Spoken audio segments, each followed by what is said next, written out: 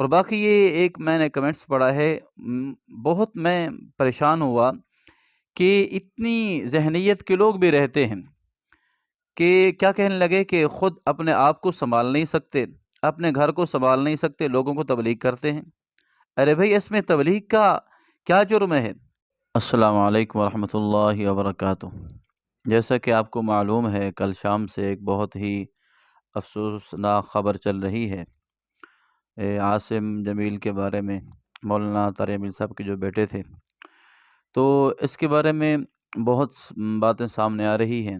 جن کا جواب دینا یہاں پر بہت مشکل ہے، لیکن چند باتیں آپ سے عرض کرنا چاہوں گا۔ سب سے پہلی بات یہ ہے کہ ایک اللہ کی طرف سے یہ ایک امر تھا جو پورا ہوا، لیکن افسوس کی بات یہ ہے اس معاملے کے اندر جو مولانا طارق جمیل صاحب پر تبرہ بازی ہو رہی ہے اور مختلف قسم کے میں نے آج کمنٹس پڑھے ہیں، تو دل رنجیدہ ہے۔ بہت افسوس ہوا کہ اتنا بڑے حادثے میں اب بھی لوگوں کا دل نرم نہیں ہوا، اور ایسے ایسے کمنٹس کر رہے ہیں کہ جن کو انسان پڑھ بھی نہیں سکتا ایسے حالات کے اندر۔ تو افسوس کی بات یہ ہے کہ ہم جب اپنے آپ کو نہیں سنواریں گے تو کیسے دنیا کے اندر یہ ہمیں رخ ملے گا دین کے کام کرنے کا، آگے بڑھنے کا؟ کم از کم ہماری سوچ تو صاف ہونی چاہیے، سوچ کے اندر پاکیزگی ہونی چاہیے۔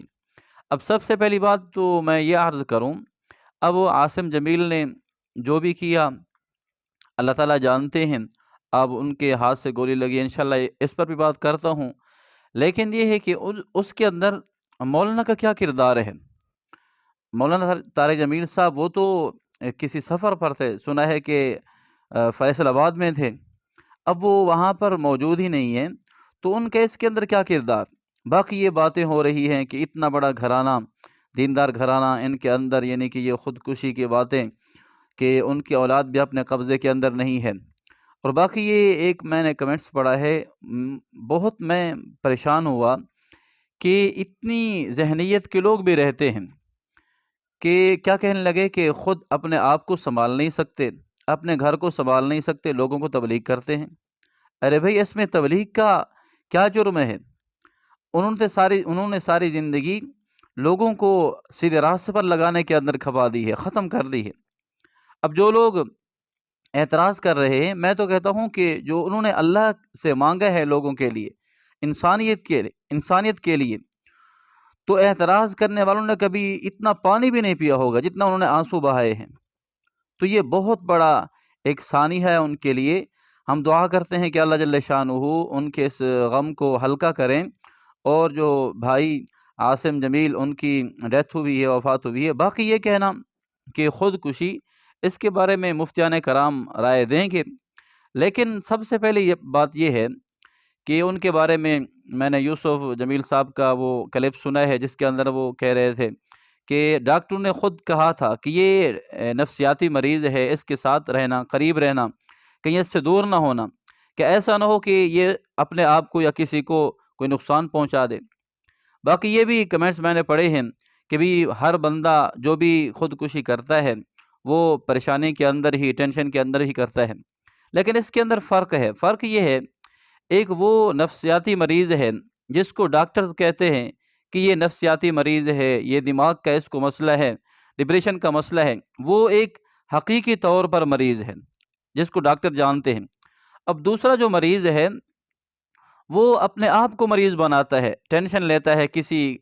دنیاوی حالات کی وجہ سے، دنیاوی محبتوں کی وجہ سے، دنیا کے آنے جانے کی وجہ سے، یہ الگ مریض ہے، اس کا مسئلہ الگ ہے۔ باقی وہ مریض جو ذہنی طور پر اتنا کمزور ہے، جس کا علاج چل رہا ہے، اور وہ اپنے آپ کو یعنی اپنے آپ پر قادر نہیں ہے، اس کی سوچ محفوظ نہیں، اس کا دماغ محفوظ نہیں، اس کے بارے میں حضور پاک صلی اللہ علیہ وسلم کا ایک فرمان ہے۔ حضور صلی اللہ علیہ وسلم نے فرمایا کہ اللہ تعالیٰ نے 3 لوگوں سے اپنا قلم اٹھا لیا ہے، یعنی ان سے کوئی حساب نہیں، یعنی کہ ان میں سے سب سے پہلے بچہ، اگر بچہ کوئی ایسا کام کر دے جو خلاف شرع ہو، خلاف عقل ہو، تو بچے سے کوئی بدلہ نہیں ہے، معافی ہے۔ اور اگر سونے والا، اس کو پتہ نہیں، اس کے ہاتھ سے کچھ بھی کام ہو جائے نیند کے اندر، اس کو بھی اللہ تعالیٰ نے معاف کر دیا، اس پر بھی معافی ہے۔